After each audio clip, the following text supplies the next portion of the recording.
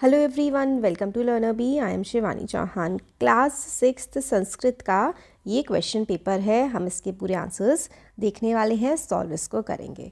Previous year का question paper है, इस साल के लिए आपके लिए इम्पॉर्टेंट होने वाला है। तो सबसे पहले अपठित गद्यांश है, तो हम क्वेश्चन देख लेते हैं। पहला क्वेश्चन है, अयोध्यायाम कह राज्यम करोति। अयोध्या में कौन राज्य करते थे?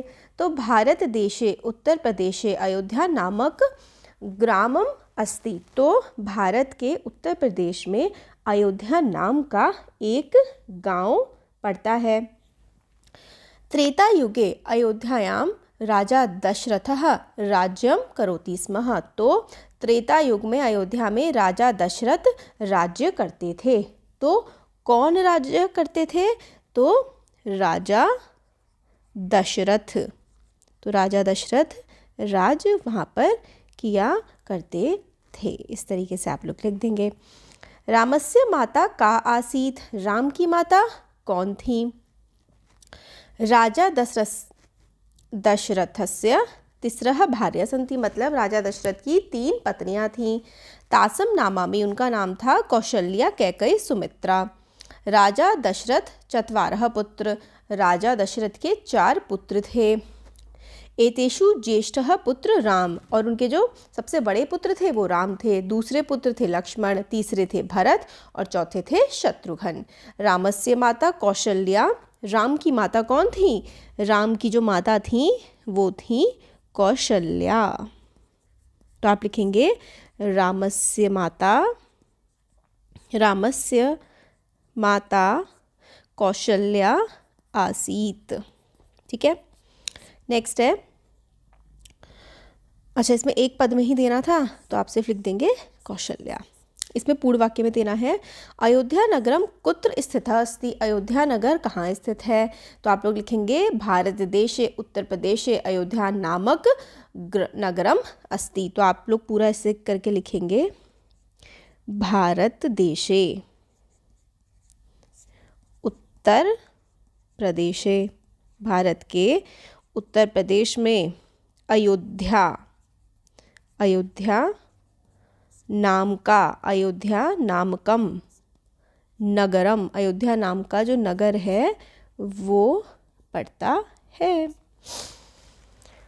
अस्य वंशस्य कथा कुत्र वर्णितम अस्ति। इस वंश की कथा किसने कही? तो बताते हैं, देखो आगे। अयोध्या नगरम सरयू नदया दक्षिण तटे स्थित आसीत। अयोध्या नगर सरयू नदी के दक्षिण तट पर स्थित है। त्रेता युगे एतत् नगरम एतीव रमणीयम धन धान्य पूर्णम च अस्ति। मतलब त्रेता युग में इस जो शहर है, यहाँ ये शहर धन्य धान्य से यानी कि बहुत ही अमीर शहर था।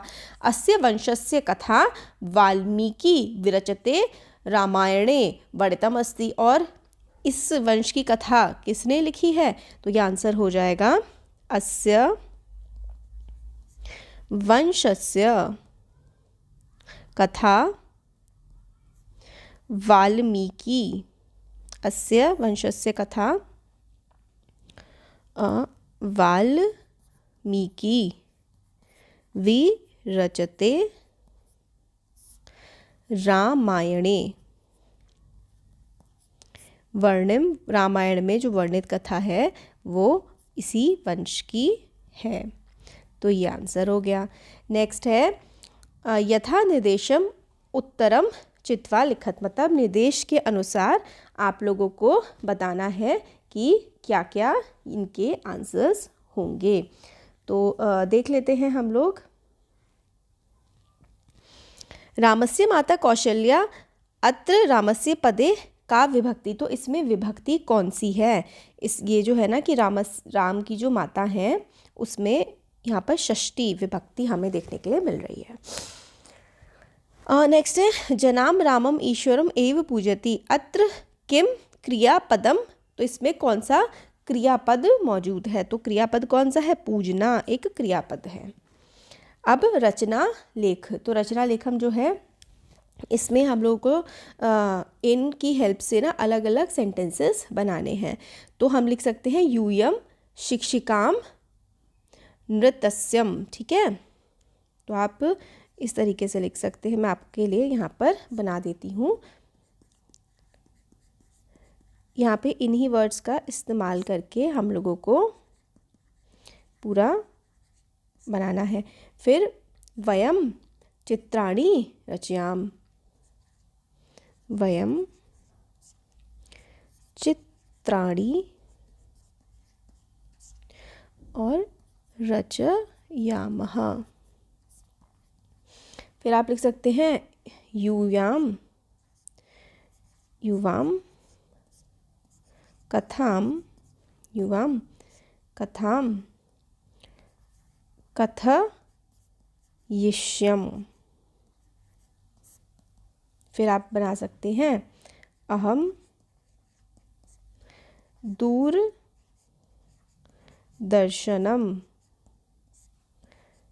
पश्यामि। नेक्स्ट आप लोग लिख सकते हैं त्वम लेखम लेखिष्यामि। ठीक है, तो इस तरीके से आप लोग इन सारे शब्दों का इस्तेमाल करके सेंटेंस बनाएंगे। नेक्स्ट है, इसमें हमें बोला गया है अधोलिखितम चित्रम, हमें बताना है कि कितने हैं। तो 1 2 3 4 5 6 7 8, तो कितने हैं ये? अष्ट, 8 है। ये क्या है, कितनी चिड़िया हैं? तो 3 है ना। कितनी किताब है? 1, एक किताब है। ये 2 मोर हैं, है ना, तो 2 हो जाएगा। और ये 2 लड़कियां हैं, तो 2 बालिके। ठीक हो गया। अब हम लोगों का इसमें पद बनाना है, ये कंप्लीट करना है। तो ये है चषकः, चषकः, चषकः। ये है हमारा शुनकौ, शुनकौ। ये है हमारा धावतः, धावतः यानी कि भागते हैं। अब ये हमें वर्ण विच्छेद करना है इसका। तो जैसे आप लोगों ने यहाँ पे वर्ण था, तो इस तरीके से आप लोग यहाँ पर ये कर सकते हैं। अब हम लोगों का जो नेक्स्ट है, इसमें हमें करना है, तो यहाँ पे त्वम हो जाएगा पठसि, और आवाम हो जाएगा हमारा गच्छावः, यूयम पश्यथ, अहम लिखामि, युवाम क्रीडथः, वयम धावामः। ठीक है। अब नेक्स्ट जो है, जनकपुरी कुत्र, जनकपुरी कहाँ है? त्वमपुरी, तुम पुरी कब गए थे? गड़का नदी कुतः प्रवाहितः? तव स्वास्थ्यम कथम? यहाँ पे आ जाएगा हमारा किम, और यहाँ पे आ जाएगा हमारा कति। ओके, अब है रिक्त स्थान हम लोगों को भरने हैं। तो ये आ जाएगा हमारा वयम विद्यालय, ठीक है,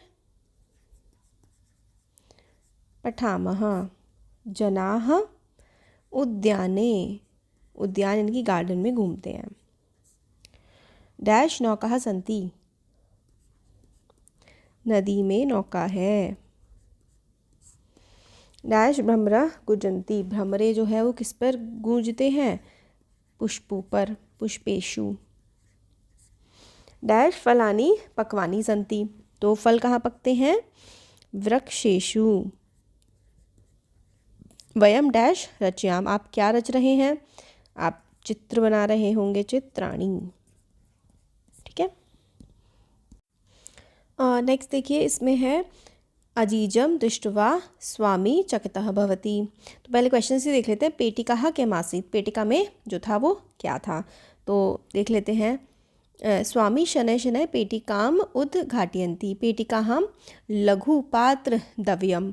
तो पेटिका में क्या था, पेटिका में लघु पात्र था, छोटा एक कुछ बक्सा टाइप का था, ठीक है, 2 छोटे छोटे से बक्से थे। पीड़ितः स्वामी किं करोति, तो प्रथमं सः एवं लघुपात्रम उद्घटयन्ति। तो मतलब एक छोटा बक्सा उसमें से निकला, सहसा एक मधुमक्षिका और उसमें से एक मक्खी निकली, तस्य च हसितं दशाशी, वो हंसने लगा, स्वामी वदहि अह, वो आह करने लगा, ठीक है। दूसरे में भी एक लघु पात्र निकला, उसमें एक और जो है मक्खी निकली, ठीक है, यही था। तो पीड़ित स्वामी ने क्या किया, तो पीड़ित स्वामी ने अच्युतम चिकिरोति, मतलब वो चीखा,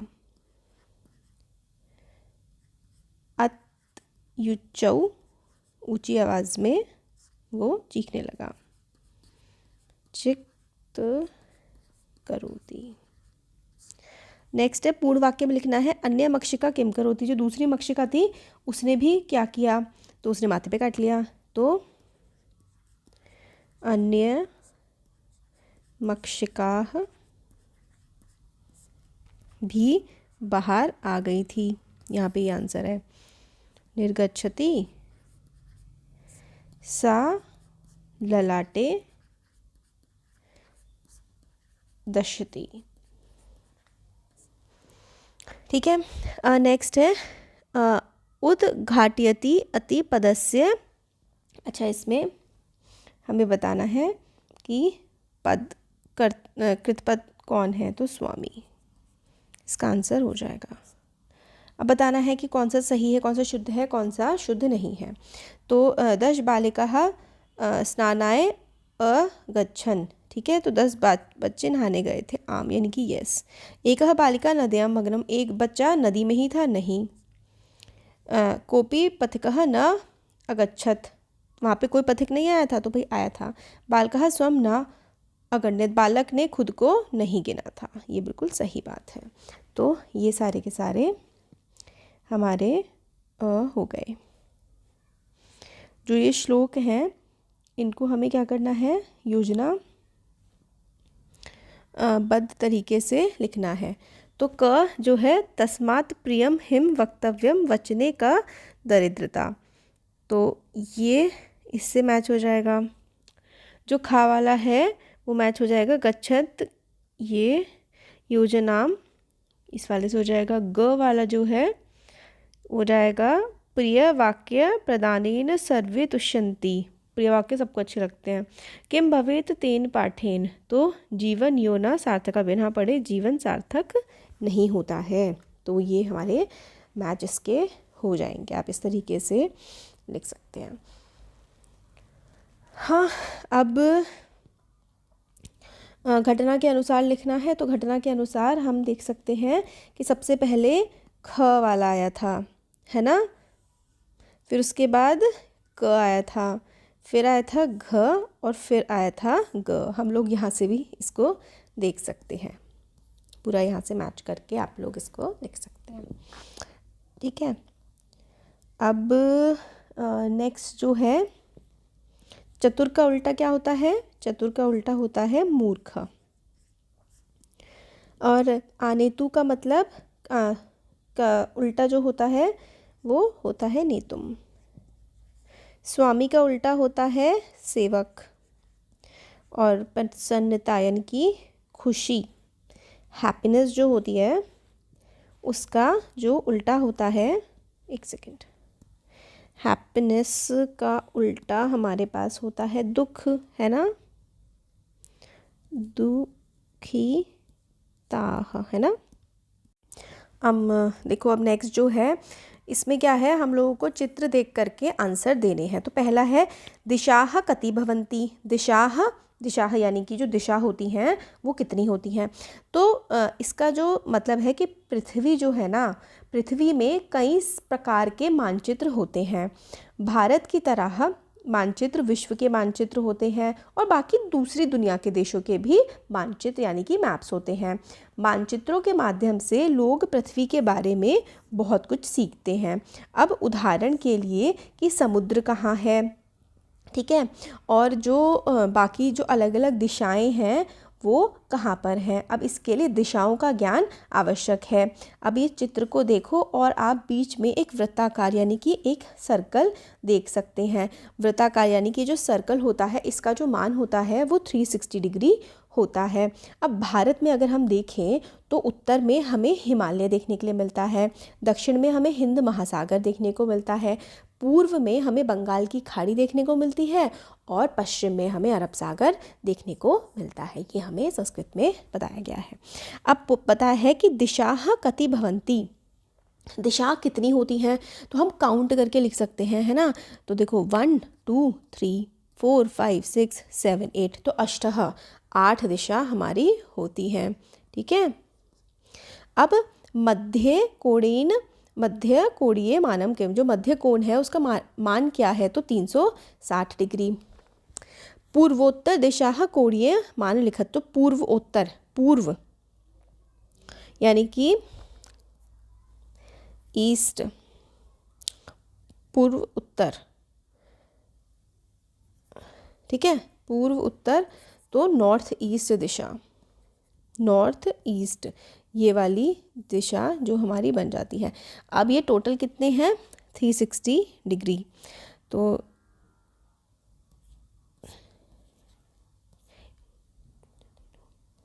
32 है ना, 4 और 8 5 40, तो वही 45 डिग्री हमारा इसका मान यहाँ पर निकल करके आ जाता है।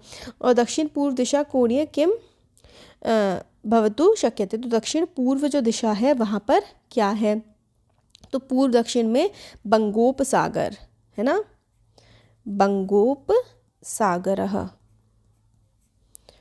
और बंगोपसागर कस्य, तो फिर हम लोग यहाँ पर पूर्व दिशा में, अच्छा यहाँ पे दक्षिण पूर्व पूछा गया है, मैंने पूर्व दिशा का लिख दिया, सॉरी, दक्षिण पूर्व दिशा, दक्षिण में हम लोगों का जो है वो हिंद महासागर है, ठीक है। तो इसका आंसर आ जाएगा यहाँ पर हिंद महासागर। और जो कोणीय मान जो है वो सबका 45 डिग्री ही यहाँ पर आ रहा है। Thank you.